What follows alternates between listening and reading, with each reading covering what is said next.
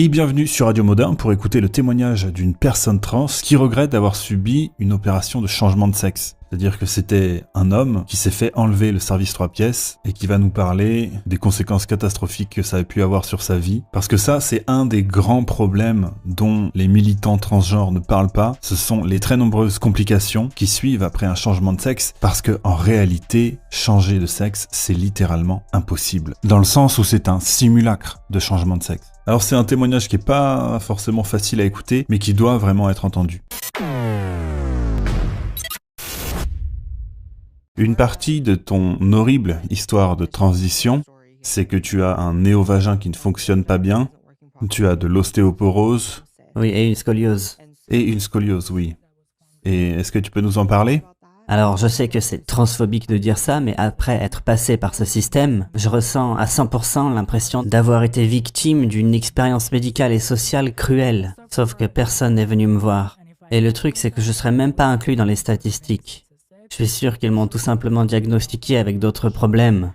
Et aucun de ceux qui m'ont fait subir des interventions chirurgicales, bien que j'ai dépensé des milliers de dollars, que j'ai traversé tout le pays pour avoir leur aide, qu'à chaque fois que je suis allé en consultation, ils ont rentré mon historique, mes informations, mais bref, aucun d'entre eux n'étudie la détransition. Donc quand la communauté trans vous dit que le taux de regret est de 1% et que le taux de complication est de 1%, c'est des conneries. Et il faut vraiment que tout le monde le sache. Parce que ce qu'ils ne vous disent pas, c'est que le corps considère ça comme une blessure. Oui, et il essaye de le refermer. Oui, c'est quelque chose qui essaye constamment de se refermer. Dans mon cas, ça s'est refermé, donc j'ai dû avoir une révision, entre guillemets.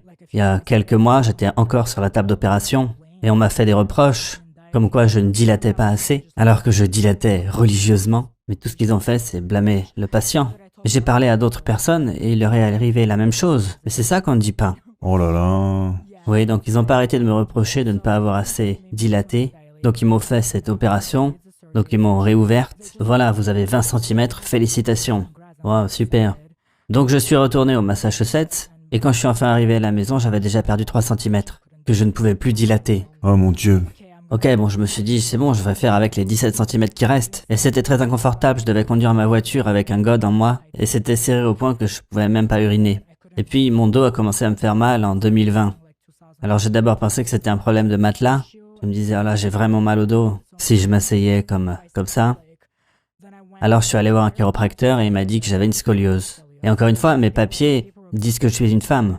Et donc j'ai pas envie de dire à des gens au hasard que je suis trans. Le truc, c'est que si je lui avais dit plus tôt, il aurait pu faire le lien plus facilement et comprendre que c'était un souci hormonal. Mais enfin, finalement, j'ai fait quelques recherches et j'ai fini par comprendre. Et j'ai fini par faire une radio du dos en 2021. Enfin par là, et j'ai réalisé que j'avais de l'ostéoporose dans ma colonne vertébrale, et ça allait vraiment pas. Mais je sais que si je compare à d'autres hommes trans, leur situation a pu être bien pire. Il y en a qui ont carrément plus aucune sensation dans leur... Enfin, vous voyez. J'ai vu qu'un post était devenu viral d'un autre déstransitionneur. Il disait qu'il pouvait littéralement se planter un couteau dans les parties génitales et il ne sentirait rien. Et ça, c'est vraiment... Enfin, je sais pas si les gens comprennent vraiment... Je veux dire, moi-même, en tant que personne trans, on m'a demandé pendant des années pourquoi est-ce que je ne voulais pas faire de chirurgie. Et les gens m'ont dit, ah oui, après tu pourras même plus avoir d'orgasme en fait. Et en fait, dans la tête des gens, c'est plutôt ça la conséquence. Mais la réalité, c'est que on ne peut même plus avoir de rapport sexuel. Vous faites un changement de sexe et ensuite vous ne pouvez plus avoir de rapport S. Ouais, c'était vraiment pas une bonne affaire. De même, on m'a pas dit qu'il y avait eu une étude menée en Suède montre que le taux de sous-soude augmente considérablement. Moi, je suis désolé, tu pourras biper le mot si tu veux. Je sais qu'il faut pas dire ce genre de mots ici. Mais enfin oui, j'aurais aimé qu'on me dise tout ça avant que je fasse toutes ces opérations. Le fait de savoir que j'avais plus de chances d'en finir après, selon certaines études. Enfin, je veux dire, pourquoi personne n'en parle online? Pourquoi est-ce qu'il faut rechercher soi-même pour avoir ce genre d'infos? Et donc, enfin, c'est vraiment éprouvant d'entendre tout ça, il faut l'avouer. Mais c'est vraiment hyper intéressant. Parce qu'évidemment, on a tous les deux deux sons de cloche différents. La transition a été un bon choix pour moi. Et j'essaye donc de me mettre à la place de quelqu'un pour qui ce n'était pas le bon choix. Et c'est très difficile émotionnellement. Enfin, je suis vraiment désolé pour toi. Je ne sais pas quoi dire d'autre. Je veux dire, tu as subi cette opération. Qu'est-ce que ça fait de ne plus avoir de pénis ? Honnêtement, ça m'a pas manqué avant que je commence Enfin, ça me manquait, mais j'osais pas me l'admettre. Je me mentais à moi-même. Et puis j'ai commencé à ressentir ce truc du membre fantôme. Quand je me réveillais le matin, j'avais rêvé de mon pénis. Et puis je me réveille et je me rends compte que je l'ai plus. Et il y avait quelque chose de l'ordre de la situation miroir. Parce que quand j'étais une femme, quand j'étais enfant, je me souviens que je rêvais d'avoir eu un vagin. Et maintenant, j'aimerais pouvoir revenir en arrière. J'ai fait une erreur hallucinante. Et puis j'ai réalisé qu'en fait, je ne pourrais jamais récupérer mon pénis. Et ça a été vraiment traumatisant de réaliser ça. C'était vraiment triste. Alors je veux pas attirer la pitié, mais enfin c'est vraiment triste. Je veux dire, j'aurais pu être une personne tellement meilleure, j'aurais pu accomplir tellement plus. Et ma libido me manque. Et honnêtement, je peux même plus prendre de testostérone, parce que ça me donne trop de désir S, que je ne peux pas assouvir. Et ça, c'est vraiment traumatisant. Et honnêtement, je ne savais pas quelle hormone j'allais devoir prendre. Et je leur ai dit que j'étais pas heureuse avec ma transition. J'ai essayé d'en toucher 2 mots à un des médecins. Il m'a envoyé une lettre et personne ne m'a donné son adresse mail. Enfin, vraiment, ils en ont rien à faire. En fait, ils veulent même pas savoir. Et pourquoi? Eh bien, parce que c'est une grande industrie. Oui, ça leur donne une très mauvaise image qu'une patiente dise « je regrette ». Oui, parce que ça ne correspond pas au narratif qu'on essaye de faire passer. Il y a beaucoup de gens qui réfléchiraient à 2 fois. Moi, j'aurais voulu que quelqu'un me prenne dans ses bras il y a quelques années et me dise « tu sais quoi, tu peux avoir l'air féminine, tu peux porter des boucles d'oreilles, des cheveux comme tu veux. » Mais la réalité, c'est que nous n'avons pas la technologie pour te transformer en femme. Donc tu aurais voulu que quelqu'un t'empêche de transitionner. Oui, j'aurais voulu. Et mes parents essayaient, mais ils n'étaient pas en Amérique. Et ce qu'ils m'ont dit, c'était plutôt de l'ordre du religieux. Et à cette époque-là, je les ai pas du tout écoutés. Ils m'ont dit, tu sais, dans la religion musulmane, c'est haram. Ça va totalement contre la volonté de Dieu. Mais si ça avait été un médecin professionnel qui me l'avait dit, enfin, je suis vraiment tellement en colère. Ces personnes n'ont pas vraiment cherché à comprendre ce qui était mieux pour moi. Ils se sont pas intéressés à mes traumas d'enfance. Ils sont pas allés chercher plus loin. Ils ont juste cherché à m'affirmer, à affirmer mon genre. Mais ça m'a blessé. Oui, c'est ça qui est vraiment... Enfin, ce qui est vraiment aussi dangereux, c'est que il y a tous ces docteurs, ces thérapeutes qui cherchent à affirmer le genre et qui se contentent de dire « oui, vous êtes trans ». C'est ça, votre problème. Ils vont pas chercher à savoir s'il peut y avoir d'autres causes. Et dans de très nombreux cas, il y a d'autres causes. Mais ils ne s'y intéressent même pas. Mais je pense que quand les gens doivent se tourner vers un laboratoire scientifique, ils pourraient avoir des définitions mieux structurées et savoir véritablement quelles sont les chances réelles que tout se passe bien. Il ne s'agit pas de contrôler l'accès à ces opérations, mais il y a déjà tellement de gamins qui regrettent. Mais pourquoi ce serait mal de contrôler l'accès ? En fait, c'est le seul problème médical dans lequel c'est vous qui choisissez votre propre traitement. Mais enfin, c'est quoi ce truc? C'est vous qui choisissez si vous voulez prendre des hormones? Oui, c'est un excellent argument. C'est vous qui choisissez si vous voulez aller plus loin avec de la chirurgie ou pas. Peut-être qu'il devrait continuer à étudier la chose et se dire, ok, parfois la chirurgie ça marche pas. Peut-être que la présentation sociale peut aider beaucoup de gens. Honnêtement, moi j'aime me présenter comme une femme. Et ça me dérange pas d'aimer ça. Donc quelqu'un devrait pouvoir vous expliquer que c'est ok pour vous de rester comme ça, sans avoir rien à subir d'irréversible. Oui, j'ai même changé mes papiers d'identité. Et c'était pour échapper à la violence masculine, parce que j'étais toujours dans des situations pas possibles. Psychologiquement, je savais que je serais jamais accepté par les autres hommes en tant qu'homme. Et peut-être que c'était ma manière à moi d'être accepté en ressemblant à une femme, vous voyez. Donc dans un sens, j'ai fait cette opération pour répondre au patriarcat, mais enfin le résultat était tellement catastrophique que je peux même pas me rapprocher d'eux. C'est genre, vous êtes sérieux les gens? Et tous les hommes à qui j'ai fait de l'effet, c'était des hétéros mariés, enfin du moins, pour ce que j'en sais. Enfin, mais vraiment, l'autre truc, c'est que, après littéralement plusieurs opérations chirurgicales, ils n'ont pas pu me donner quelques centimètres. Actuellement, j'ai 2 centimètres et demi. Et enfin, moi, je suis genre, ouais, mais vraiment, quoi. Et honnêtement, avec cette transition, j'ai perdu énormément de membres de ma famille. Enfin, je veux dire, j'ai pas vu ma grand-mère depuis des années, par exemple. Et qu'importe qui j'étais, enfin, ma grand-mère m'aimait. À leur manière, ma grand-mère m'aimait. Mais enfin, si elle savait qu'elle pourrait jamais avoir de petits-enfants, et qu'elle me voyait maintenant, elle ferait une crise cardiaque.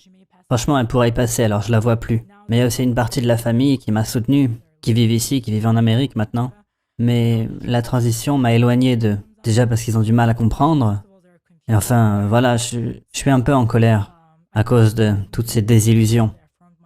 Mais honnêtement, je suis un peu en colère contre eux aussi. Enfin, je sais que c'est pas vraiment leur faute. Je veux dire, c'est moi qui ai signé les documents. Mais j'étais juste un gamin traumatisé. Je veux dire, ma sœur a grandi dans les mêmes conditions que moi. Elle savait que j'étais traumatisé. Enfin voilà, elle était plus jeune que moi. Elle aurait pas pu savoir. Mais ils ne m'ont pas protégé de moi-même. Et donc tu as... Et honnêtement, je me sens vraiment très isolé. Et maintenant, d'autres de mes amis qui s'identifient comme trans ont eu d'autres complications. Parce que quand j'ai posté cette vidéo il y a quelques années, beaucoup de personnes m'ont contacté et on me disait que j'étais une femme trans avec des complications. Mais maintenant, j'ai réalisé que je n'étais pas une femme. J'ai toujours été un homme qui s'est fait aspirer dans ce truc. Et je venais de perdre la petite communauté que j'avais, tu vois. Et maintenant, je me retrouve de l'autre côté parce que je n'ai pas été écouté. Mais nous sommes encore une minorité de personnes trans raisonnables, comme toi, par exemple, mais aussi quelques LGB comme Ariel Scarcella. Mais on est toujours une minorité. Et je ne sais pas comment on va arrêter tout ça. Enfin, il y a des choses qui changent en Floride, par exemple, où il y a de plus en plus de détransitionneurs qui témoignent, comme Abel Garcia, qui va jusqu'en Floride, qui va parler aux trans, pour montrer que les opérations chirurgicales ne sont pas sans risque. Et il n'hésite pas à parler aux gens un par un. Et c'est important parce qu'on pourrait perdre toute une génération de gamins qui n'ont pas besoin de ces opérations chirurgicales. Après être passé par ce système, je peux vous dire que les chirurgiens n'en ont rien à faire. C'est pour eux-mêmes qu'ils font tout ça. Pour eux, on n'est qu'un bout de viande. Et c'est ça la réalité. Et honnêtement, si je parle, c'est parce que je sais qu'on ne pourra jamais me réparer. Je ne récupérerai jamais mes fonctions génitales. Là, j'ai une espèce de tunnel, et tous les programmes que je pourrais suivre finiront par me donner une scoliose. Ou alors je ne serai plus capable d'uriner. Qui sait, j'ai aussi peur du cancer. Alors voilà, c'est ça ma réalité. Et parfois, quand je me lève, j'ai l'impression d'être dans un cauchemar, et que je vais me réveiller. C'est comme un mauvais trip à l'acide. Mais c'est ma réalité. J'aurais quand même pu m'amuser et avoir des rapports S avec des mecs qui aiment bien les trans. J'aurais peut-être pu me fiancer. Mais maintenant, je suis juste coincé. Tu vois? Et donc, je sais même pas par où commencer. Bon, déjà, avant toute chose, merci d'avoir été aussi ouverte, parce que c'est vraiment, sans aucun doute, l'une des vidéos les plus puissantes que j'aurais jamais créées. Le fait que tu sois là, si vulnérable et honnête, enfin, je voudrais vraiment te remercier. À ton avis, qu'est-ce qui aurait pu être fait différemment? Pour toi, tout particulièrement, qu'est-ce que les docteurs auraient pu, qu'est-ce que les docteurs devraient arrêter de faire, ou bien faire, justement? Eh bien, faire beaucoup plus de recherches. Faire véritablement de la science, pas juste faire passer des sondages à des gens en ligne. Étudier les transitionneurs, les détransitionneurs. Je sais pas, faire des fichiers Excel. Interviewer des trans. Comme toi, tu es en train de le faire. Et je pense qu'une des choses qui viendrait en premier, c'est d'expliquer à quel point la chirurgie du bas est quelque chose d'énorme. Et de même, les hormones devraient être beaucoup plus étudiées. Et leurs effets sur le corps des hommes, le corps des femmes, les hormones cross-sexuelles. Il faut vraiment faire de meilleures recherches. Et également, les gens devraient être plus honnêtes par rapport aux résultats obtenus. Parce que beaucoup font semblant. Ils font semblant lorsqu'ils discutent en ligne. Ils disent qu'ils ont des orgasmes multiples. Et ouais, la testostérone joue beaucoup sur la libido. Alors je sais qu'il y a aussi les gens qui parlent de la progestérone, mais honnêtement, c'est vraiment trop fort. Mais enfin bref, non, vous pouvez pas avoir de multiples orgasmes, ni avoir de lubrification naturelle. Et les gens mentent beaucoup à ce sujet-là.